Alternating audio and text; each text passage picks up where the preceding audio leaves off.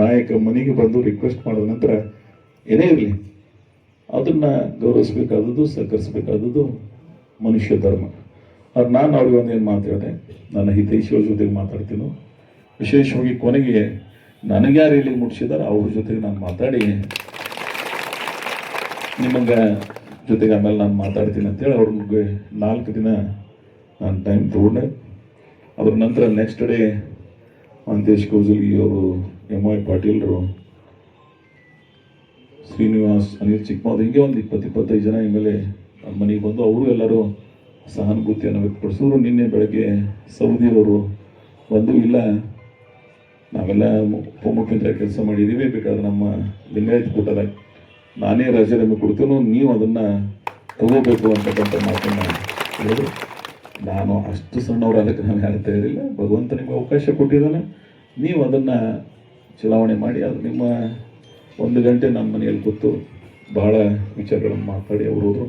ಲಾಸ್ಟಕ್ಕೆ ಬಾಲಕೃಷ್ಣ ಏನು ಮಾಗಡಿ ಸಚಿವರದರ ಸಾಯಂಕಾಲ 7 ಗಂಟೆಗೆ ಬಂದು ಅವ್ರ ಜೊತೆಗೆ ಸನ್ಮಾನ್ಯ ಮುಖ್ಯಮಂತ್ರಿಗಳ ಆಗಿರ್ತಕ್ಕಂಥ DK ಶಿವಕುಮಾರ್ ಅವರ ಸೋದರ ಸಂಬಂಧಿ ಡಾಕ್ಟರ್ ರಂಗನಾಥ್ ಕುಣಿಗಲ್ ಅವರು ಬಂದು, ಇಲ್ಲ ಮುಖ್ಯಮಂತ್ರಿಗಳು ನಿಮ್ಮ ಜೊತೆಗೆ ಮಾತಾಡ್ತಾರೆ. ಮುಖ್ಯಮಂತ್ರಿಗಳು ನಿನ್ನ ಮಧ್ಯಾಹ್ನದಾಗ 1-2 ಗಂಟೆಗೆ ನನ್ನ ಜೊತೆಗೆ ಮಾತಾಡೋದು. ಆಮೇಲೆ ಸನ್ಮಾನ್ಯ CM ಹಿಂದಿನ ಮುಖ್ಯಮಂತ್ರಿಗಳಿಗೂ ಜೊತೆಗೆ ಅವರಿಗೂ ಇದು ಗಮನಕ್ಕೆ ಬಂದಿದೆ. ಸೊ ಒಟ್ಟಾರೆ ನಂದು ಒಂದೇ ಪ್ರಶ್ನೆ ಏನಂದ್ರೆ, ನೀವು ಯಾಕೆ ಮಾತು ಕೊಟ್ರಿ, ಯಾಕೆ ಮಾತು ತಪ್ಪಿದ್ರಿ ಅಂತ ಒಂದೇ ಪ್ರಶ್ನೆಗಾಗಿ ನಾನು ಅವತ್ತು ಪ್ರತಿಭಟನೆ ರೂಪದಲ್ಲಿ ನನ್ನ ರಾಜೀನಾಮೆ ಪತ್ರವನ್ನು ಸಲ್ಲಿಸಿದ್ದೀನಿ. ಆದರೆ ಕಾಂಗ್ರೆಸ್ ಎಲ್ಲಿಂದ ಬಂದು ಕಾಂಗ್ರೆಸ್ನಾಗ ಬಂದವಲ್ಲ, ನಾನು ಇಡೀ ರಕ್ತದ ಕಣದ ಕಾಂಗ್ರೆಸ್ ಅದು ನನ್ನ ಕುಟುಂಬ, ಕಾಂಗ್ರೆಸ್ ಕುಟುಂಬ ಅನ್ನೋದದ. ನನ್ನ ಸುದೀರ್ಘ ರಾಜಕಾರಣದಲ್ಲಿ ನಾನು 2 ಚುನಾವಣೆ ಮಾಡ್ತೀನಿ, ಒಂದು ಒಳಗಿನವ್ರ ಜೊತೆಗೆ ಮಾಡ್ತೀನಿ, ಒಂದು ಹೊರಗಿನವ್ರ ಜೊತೆಗೆ ಮಾಡ್ತೀನಿ. ಅದೇ ನನಗೆ ಹೊಸದೂ ಇಲ್ಲ, ಮತ್ತು ಆ ಧೈರ್ಯ ಶಕ್ತಿ ನಿಮ್ಮ ಆಶೀರ್ವಾದದಿಂದ ಆ ಧೈರ್ಯನೂ ದೇವರು ನನಗೆ ಕೊಟ್ಟಿದ್ದಾನೆ. ಅದು ನೋಡ್ತೀನಿ, ನನಗೆ ಅದಕ್ಕೇನು ಭಾಳ ದೊಡ್ಡದಲ್ಲ. ಆದರೆ ಇವರಿಗೆ ಸಂಕಷ್ಟದಾಗೂ ಸಹಿತ ನಾನು ಸಹಾಯ ಮಾಡೋಂಥ ಸಂದರ್ಭ ಬಂದಾಗ 1996-97 ಯಾರಿಗೆ ಸಂಸದರಾಗಿ ಮಾಡ್ತಕ್ಕಂಥ ಅವಕಾಶ ಬಂದಿತ್ತು, ಭಾಳ ಪ್ರಾಂಜಲ ಮನಸ್ಸಿನಿಂದ ಸಂಸದನಾಗಿ ಮಾಡಿದ್ದೀನಿ ನಾನು. 2018 ಇನ್ನೊಬ್ಬರಿಗೆ ಸಚಿವರಾಗಿ ಮಾಡ್ತಕ್ಕಂಥ ಅವಕಾಶ ಬಂತು, ಭಾಳ ಗಟ್ಟಿ ಧ್ವನಿಯಿಂದ ಅವ್ರಿಗೆ ಸಚಿವ ಮಾಡೀನಿ.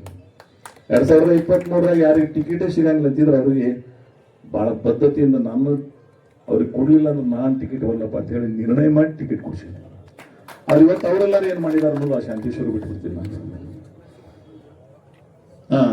SN ಪಾಟೀಲ್ ಹೇಳ್ದಂಗೆ, ಯಾರು ನನಗೆ ಇಷ್ಟು ಸುದೀರ್ಘ ಕಟ್ಟಿದಾರೆ ಅವ್ರು ತಮ್ಮಗೂ MLC ಮಾಡಿ ನಾನು ಟಿಕೆಟ್ ಕೊಡ್ಸಿನ, ಮತ್ತು ಬರೀ ಇಲ್ಲಿ ಓಟ್ ಹಾಕ್ಸಿಲ್ಲ.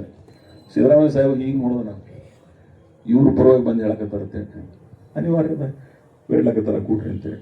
ಇಲ್ಲೇ ನೋಡಿ ಯಾವ ಹೋಟೆಲ್, ಅಮರ್ ಹೋಟೆಲ್ದಾಗ ಫಂಕ್ಷನ್ದಾಗ ಇಬ್ಬರು ಅಣ್ಣ ತಮ್ಮ ಎಲ್ಲ ಕಬಲ್ ಕೂತಿದ್ರು. ನಾನು ಹೇಳಿದೆ, ನಿಮ್ಮಂಥವ್ರು ಕಟ್ಕೊಂಡು ರಾಜಕಾರಣ ಮಾಡಂಗಿಲ್ಲ ವೇದಿಕೆ ಮೇಲೆ. ಅಲ್ಲಿ ನಿಂತಾರಲ್ಲ ಅವರೇ ಕಟ್ಕೊಂಡು ರಾಜಕಾರಣ ಮಾಡ್ತಕ್ಕಂಥ ಸಂಸ್ಕೃತಿ ಇಟ್ಕೊಂಡು ರಾಜಕಾರಣ ಮಾಡಿ ಅಂತ ಹೇಳಿ. ಸೊ ನನಗೆ ಗೊತ್ತದ, ನಿಮ್ಮಂಥವ್ರು ಎಷ್ಟು ಮಂದಿ ಬಂದ್ರು ಏನು ಮಾಡ್ಲಿಕ್ಕೆ ಸಾಧ್ಯ ಇಲ್ಲ. ನಾನು ಮೊದಲು ನೋಡಿ ಮುಂದೆ ನೋಡ್ತೀನಿ. ಅದಕ್ಕೆ ಶಕ್ತಿ ತುಂಬಿದವರು ಯಾರು ಅಂದ್ರೆ ನನ್ನ ತಾಲೂಕಿನ ಮಹಾಜನತೆ ಅಭಿಮಾನದಿಂದ.